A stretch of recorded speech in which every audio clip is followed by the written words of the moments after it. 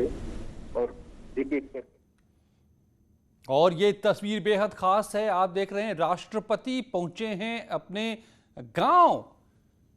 ये बेहद खास, आज प्रेसिडेंशियल ट्रेन से राष्ट्रपति दिल्ली से कानपुर के लिए रास्ते पे हैं और झिंझक रेलवे स्टेशन पर पहुंचे हैं जहां पर है उनका गांव परौंख। और यहां देख रहे हैं आप कि उनके दोस्त मित्र सभी मिलने आए हुए हैं राष्ट्रपति से। और इस वक्त वो झिंझक रेलवे स्टेशन पर राष्ट्रपति पहुंच चुके हैं। 15 मिनट ही हालांकि यहाँ पर रुकने का उनका कार्यक्रम है। यहीं पर वो मुलाकात करेंगे इस वक्त अपने संबंधियों से, दोस्तों से और परिवारीजनों से। तो वहाँ पहुँच चुके हैं यानी झिंझक रेलवे स्टेशन। और ये तस्वीर उसी की, जैसे ही पहुँचे हैं राष्ट्रपति, कुछ ही पलों पहले की ये तस्वीर जब राष्ट्रपति की ये प्रेसिडेंशियल ट्रेन पहुँची है, रेल से यात्रा कर रहे हैं। पहली बार प्रेसिडेंट बनने के बाद अपने इलाके में पहुंचे हैं। श्याम तिवारी हमारे संवाददाता मेरे साथ जुड़ गए हैं। श्याम, इस वक्त की क्या तस्वीर यहाँ की?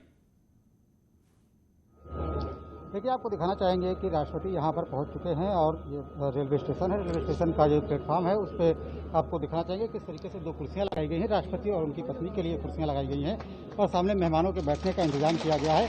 बताया जा रहा है कि 38 लोग राष्ट्रपति से मुलाकात कर पाएंगे और इसके अलावा सामने बैठने के लिए तमाम दूसरे लोग हैं जो उनको देखना चाहते थे, झलक पाना चाहते थे, उनके लिए सामने व्यवस्था की गई है और वो लोग वहाँ पर बैठे हुए हैं। राष्ट्रपति कुछ ही देर में मंच में पहुँचने वाले हैं और इसके चलते यहाँ पर आप सुन सकते हैं तालियों की गड़गड़ाहट की आवाज़ है, क्योंकि ये वो लोग हैं जिन्होंने राष्ट्रपति को बेहद करीब से देखा है। इसमें से कुछ लोग, पुराने लोग ऐसे हैं जिनमें जो राष्ट्रपति के जो संघर्ष का काल है उसके साथी रहे हैं और तमाम लोग उनके मिलने वाले हैं।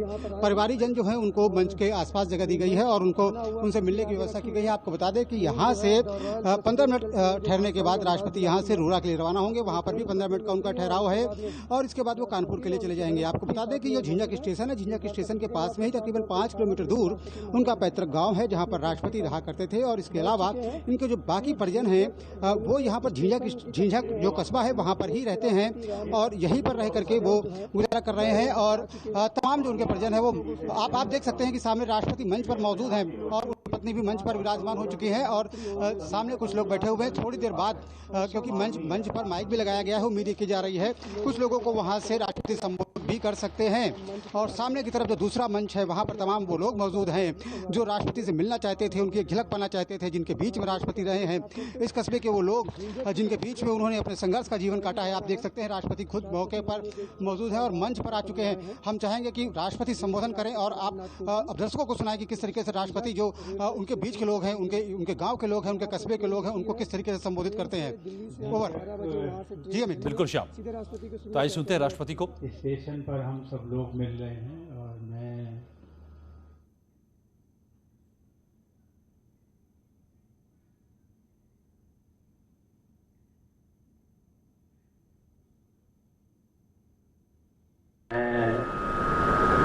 आप सब लोग काफी देर से प्रतीक्षा में होंगे। हम कह सकते हैं कुछ आज की प्रतीक्षा में, सही मायनों में कुछ महीनों से प्रतीक्षा में और कुछ वर्षों से प्रतीक्षा में। लेकिन ये बात भी सच है कि आप सब प्रतीक्षा कर रहे थे, लेकिन मैं भी प्रतीक्षा कर रहा था कि अपनी उस झिंझक की धरती पर पहुंचूं। यद्यपि मेरी मातृभूमि, जन्मभूमि परौंख थी, परौंख से होते हुए कानपुर जहां मेरी माध्यमिक शिक्षा हुई और उसके पश्चात झिंझक, झिंझक से कानपुर, कानपुर से दिल्ली, दिल्ली से पटना, राजभवन और वहां से पहुंचते पहुंचते राष्ट्रपति भवन पहुंच गया।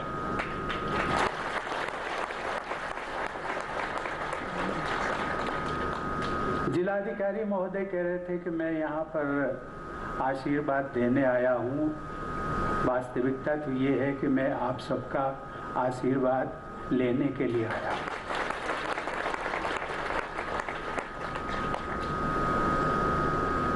इस झिंझक की धरती ने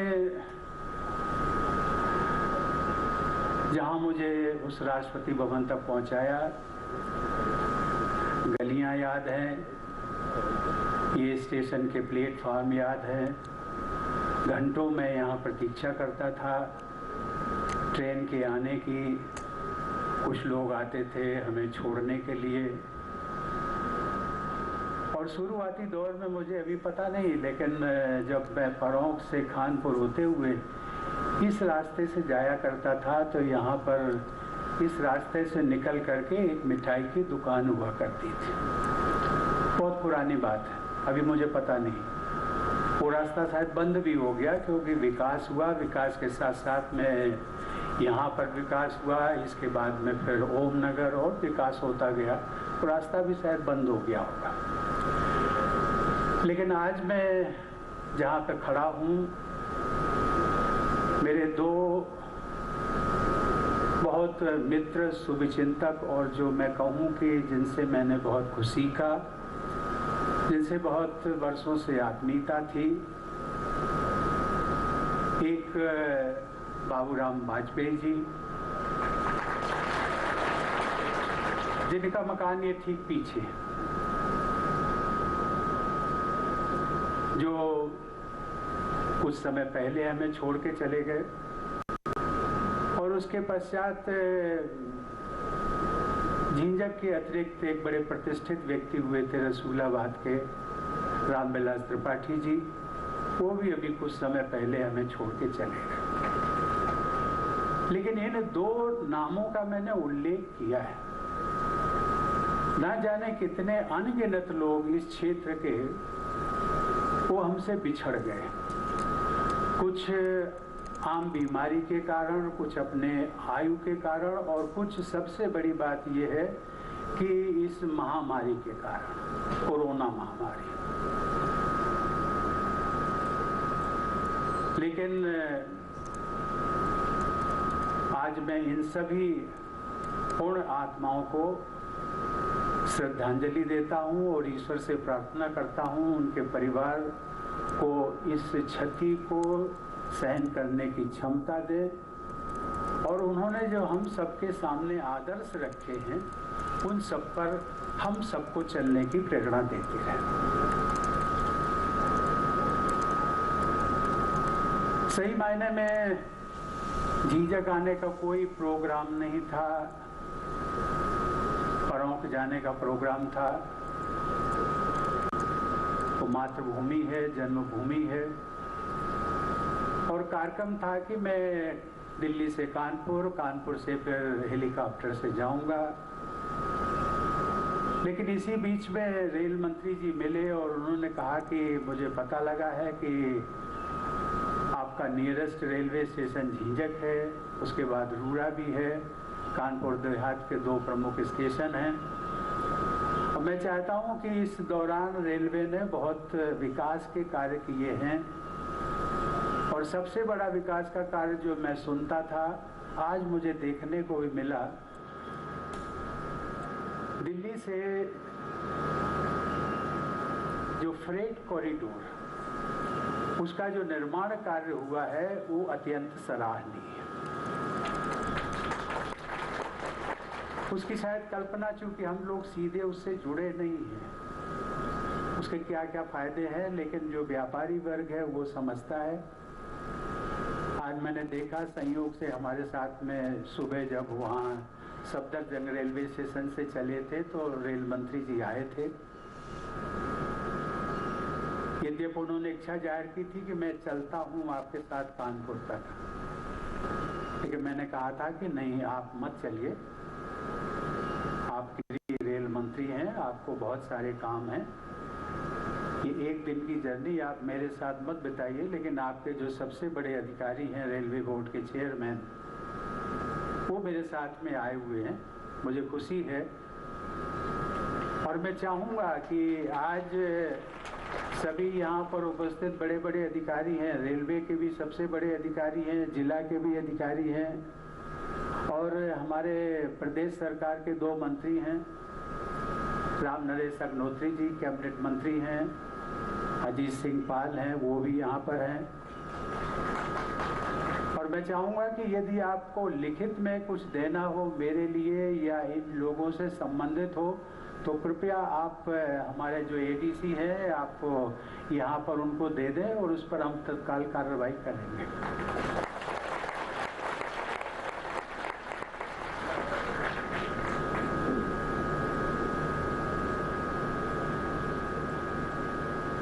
यद्यपि बहुत कुछ कहने का नहीं है, लेकिन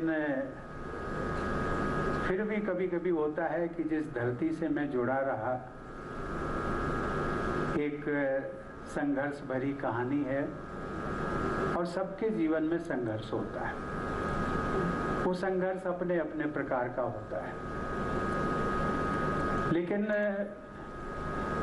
मेरी प्रबल इच्छा है, जो आज मैंने रेलवे का रास्ते में भी देखा, विकास कार्य देखा। चेयरमैन साहब, मैं आपसे गुजारिश करूंगा कि रेल मंत्री जी को मेरी बात जरूर पहुंचाएं, अधिक से अधिक सुविधाएं आप रेल यात्रियों को दे सकें, इसकी आप कोशिश करिए। बीच बीच में कुछ आती रहती हैं मांगें, झिझक में लोगों का कहना है कि जब मैं सांसद था तब कई ट्रेनों का यहाँ ठहराव हुआ था, बीच में रुक गई, संभवतः कोरोना के कारण रुकी। लेकिन मुझे उम्मीद है कि जो ट्रेनों का ठहराव पहले था, रुकती थी कोरोना महामारी के पहले, वो धीरे धीरे सभी ट्रेनों का ठहराव यहाँ पर रिस्टोर हो जाएगा।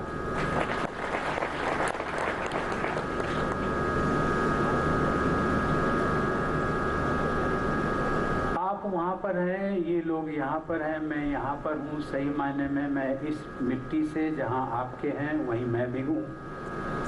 मुझे लगता नहीं है कि मेरे और आप में कोई दूरी है। कम से कम ये प्रोटोकॉल के कारण दूरी जरूर लगती है, लेकिन दिल से दूरी नहीं है। और वैसे भी देखा जाए तो आप भी नागरिक हैं, हम भी नागरिक। बस अंतर केवल ये है कि मुझे कहा जाता है कि देश का प्रथम नागरिक।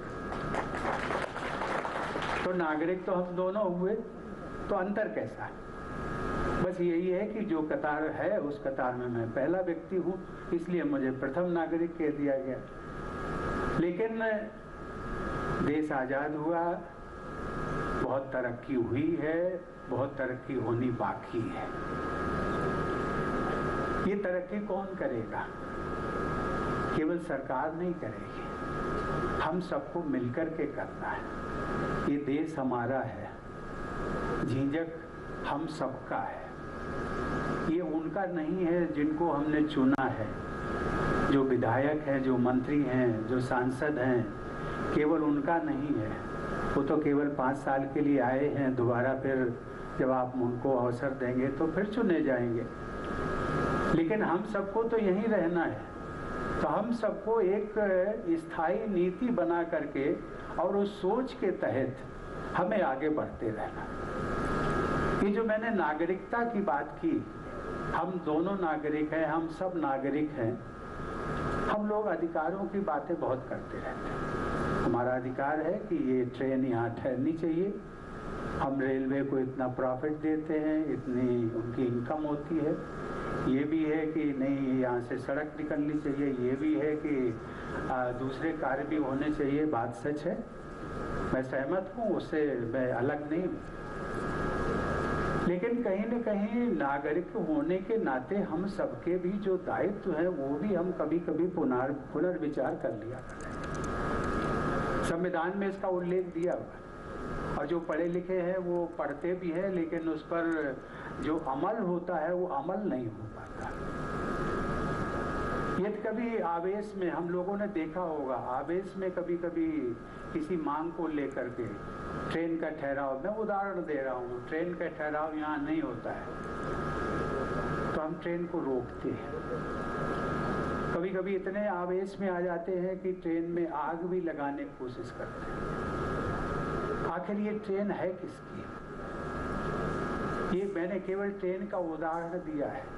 इस प्रकार से न जाने कितने, कभी कभी हम लोग एक आंदोलन चलाते हैं, उसमें बसेस को आग लगाई जाती है, स्कूटर्स, मोटरसाइकिल सड़कों पर न जाने क्या क्या होता है। ये एक अच्छी प्रवृत्ति नहीं है।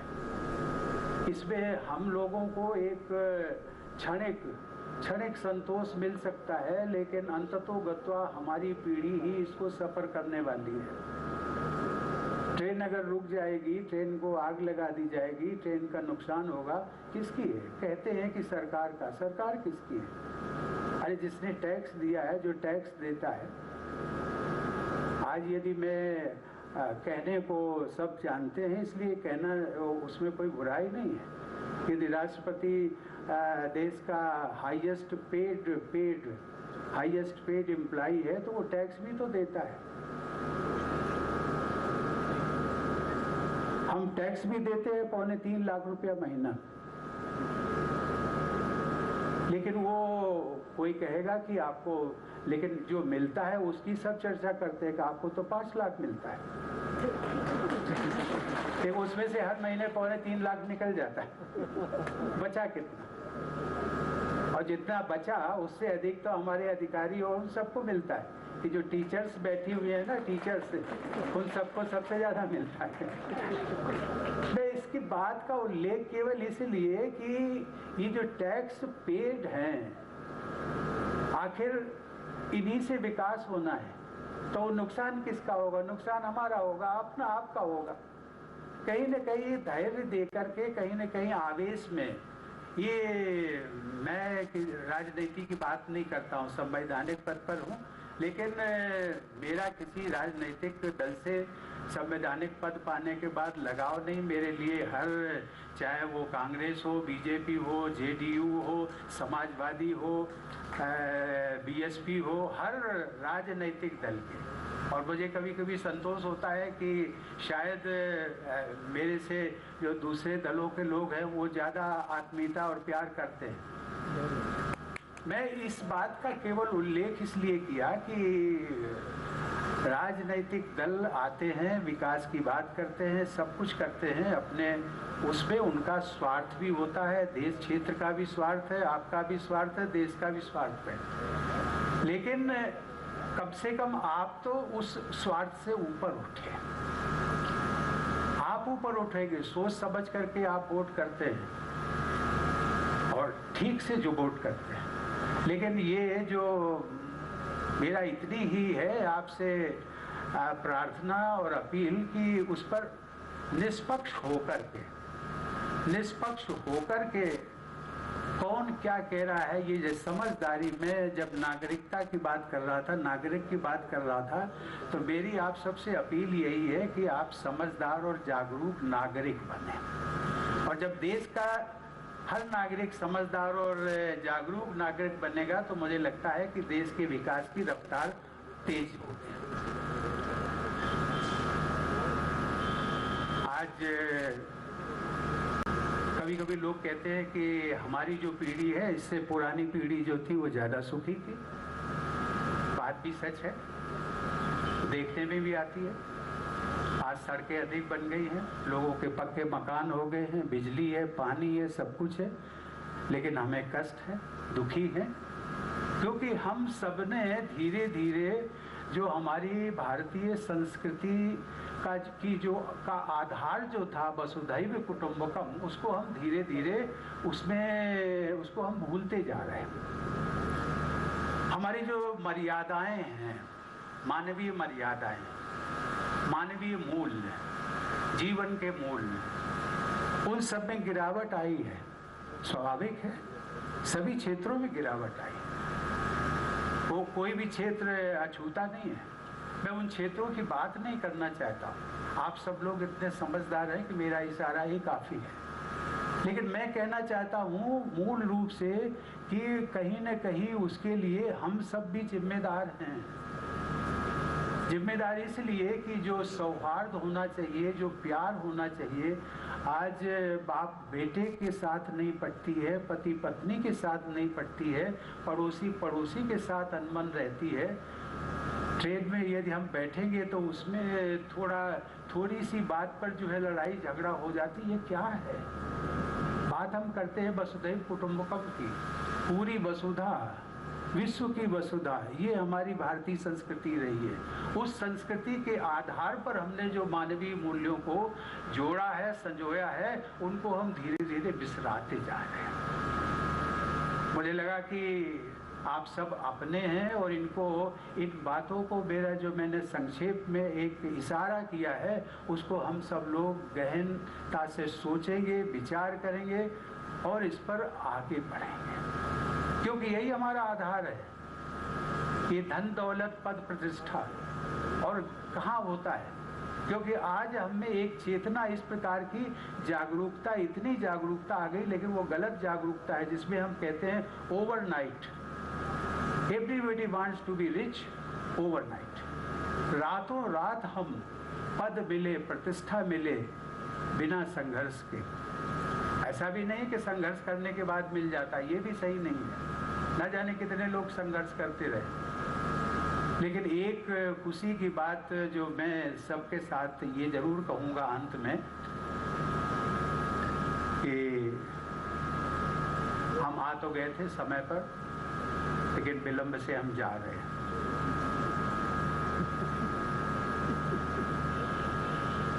उत्तर प्रदेश से राष्ट्रपति बनने का एक रास्ता खुल गया है।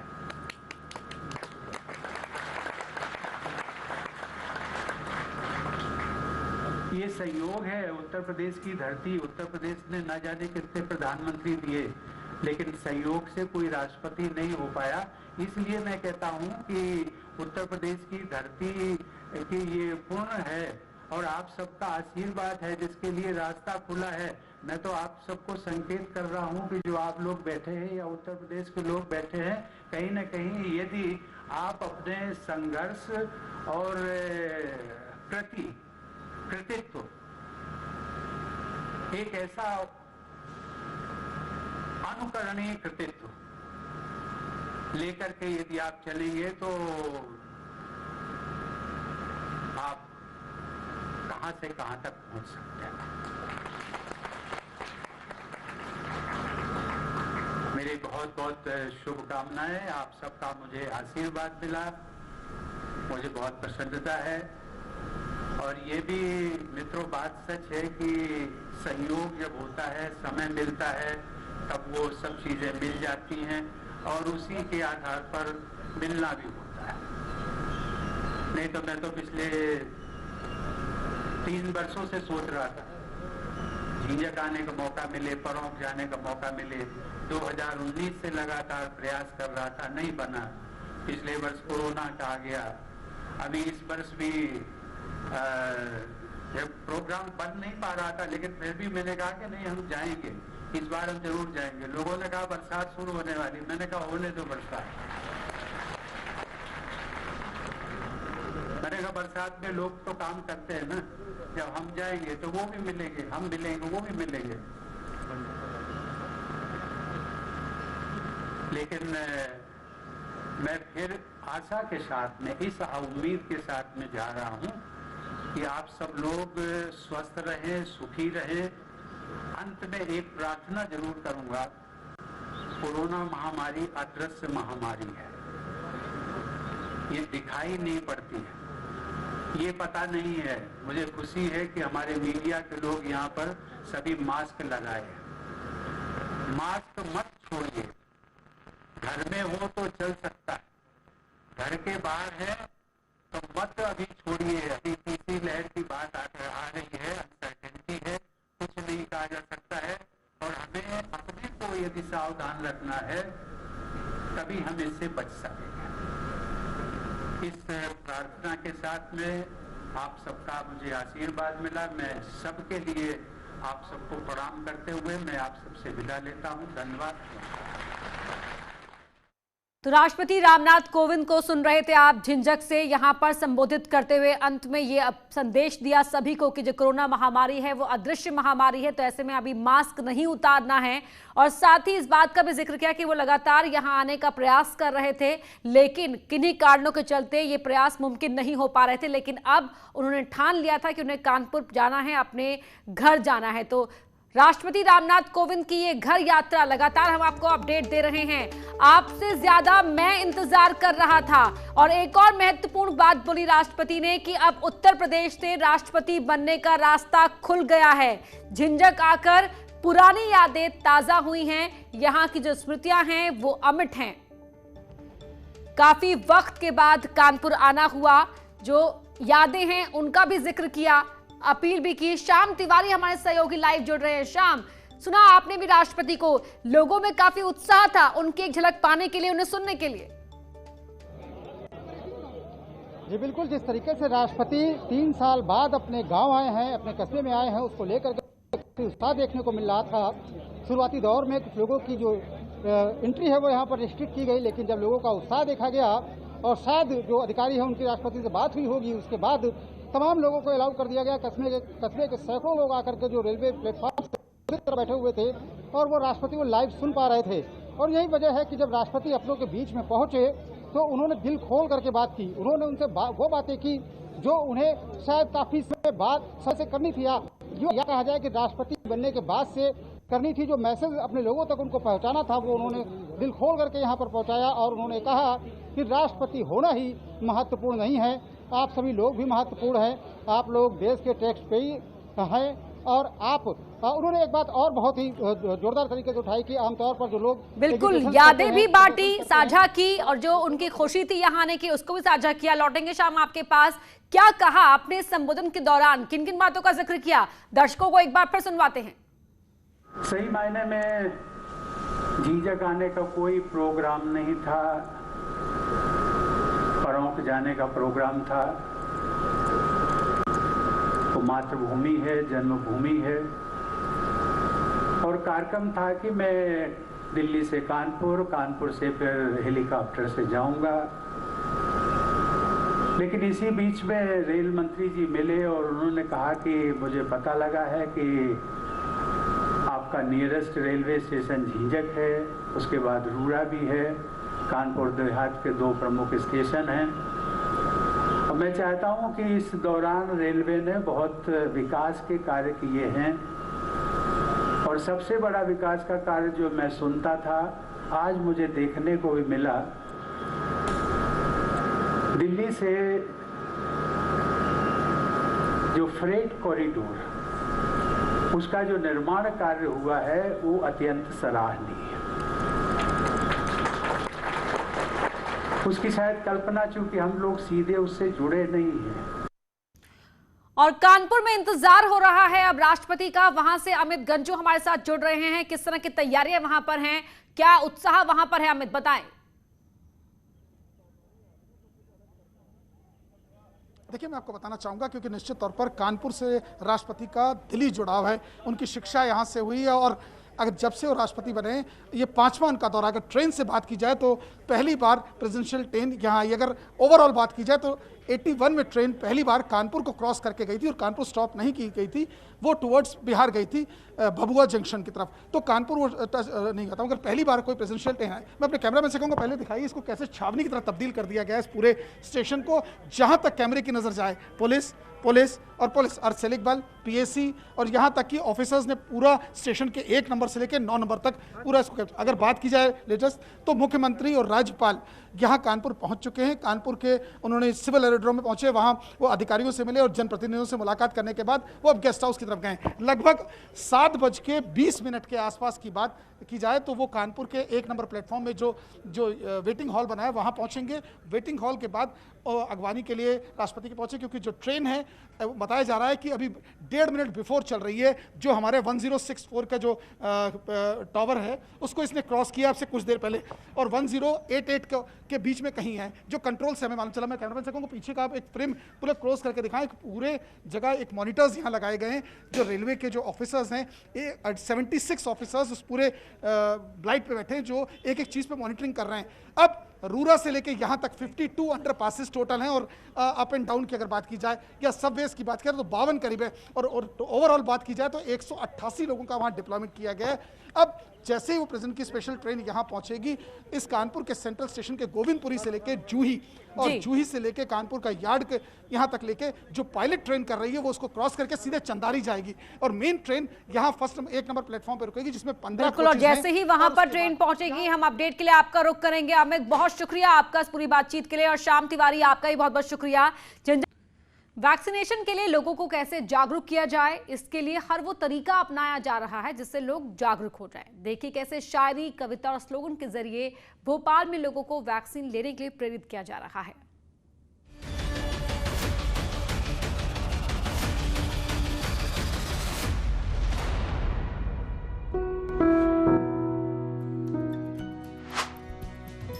सड़कों पर चलती फिरती शायरी का दीदार आपने भी किया होगा, आपने भी पढ़ा होगा ट्रकों के पीछे तो कभी बस के पीछे लिखी वो शेरो शायरी। बुरी नजर वाले तेरा मुंह काला, भूले तो कतई नहीं होंगे आप इस अल्फाज को भी जो आम तौर पर हर ट्रक के पीछे लिखा होता है, माँ का आशीर्वाद। ये लाइन भी आपको यकीनन याद होगी। और बेवफा सनम की कहानी सुनाता वो ट्रक कि क्यों मरते हो बेवफा सनम के लिए, 2 गज जमीन मिलेगी दफन के लिए। यकीनन ट्रकों और बसों के पीछे लिखे ऐसे शेरो शायरी पर कभी न कभी आपकी भी हंसी छूटी होगी। और हाँ, अलर्ट करने वाले वो संदेश, सावधानी हटी दुर्घटना घटी, बुरी नजर वाले तेरा मुंह काला। निश्चित तौर पर बसों ट्रकों के पीछे लिखे ये अल्फाज सच पूछिए तो ये हमारे दिमाग में छप से गए हैं। और अब इसी अंदाज को कोरोना पर वार करने के लिए भोपाल जिला प्रशासन और सर्च एंड रिसर्च डेवलपमेंट नाम की एक सोसाइटी ने हथियार बना लिया है। शहर के भीड़ भाड़ वाले इलाकों और मॉल्स पर ऐसे पोस्टर्स चिपकाए जा रहे हैं ताकि भूल से भी आप कोरोना के खतरे को भूल न जाए। वैक्सीनेशन के लिए अवेयर करने के लिए, जिससे उनके मन में जो डर बैठा हुआ है वैक्सीनेशन के लिए वो बाहर आए। और दूसरा, कोविड अप्रोप्रिएट बिहेवियर अभी भी हमें फॉलो करना है क्योंकि कोविड नहीं गया है, मार्केट जरूर ओपन हुए हैं, तो उसके लिए हम ये काम कर रहे हैं। शायरी, कविता, स्लोगन लिखे ये पोस्टर अब ट्रकों पर भी चिपकाए जा रहे हैं ताकि ट्रक के साथ साथ संदेश दूर दूर तक पहुंचे। भोपाल में कोरोना पर वार करने के लिए जो अंदाज अपनाया जा रहा है उसके पीछे मकसद यही है कि संदेश दिमाग में बैठ जाए, मिटे ही नहीं। ट्रक, ट्रॉली और ऐसे कई दूसरे वाहन कई रास्तों से गुजरते हैं, कई गांवों से भी, और अब इसी अंदाज का सहारा लेकर जागरूकता फैलाई जा रही है। दुकानों बाजारों में भी ऐसे ही पोस्टर्स लगाए जा रहे हैं जो कह रहे हैं टीका लगवाओगे तो कई बार मिलेंगे, लापरवाही करोगे तो हरिद्वार मिलेंगे। उसी तुझे ढूंढ रही है दुनिया का हर इंसान, तेरा पता है मास्क वैक्सीन का ज्ञान। और इसी का अगर हम बात करें कि देखो मगर प्यार से, कोरोना डरता है वैक्सीन की मार से। और इसका लोगों में इम्प्रेस आ रहा है कि 44,000 लगभग वैक्सीन की लगा ये रिकॉर्ड बना है। बेशक जागरूकता फैलाने का ये अंदाज आपको भी पसंद आएगा, तो इस अंदाज का दाद दीजिए और आप भी टीका लगाकर कोरोना को मात दीजिए। भोपाल से ब्यूरो रिपोर्ट, न्यूज़ 18 नेटवर्क।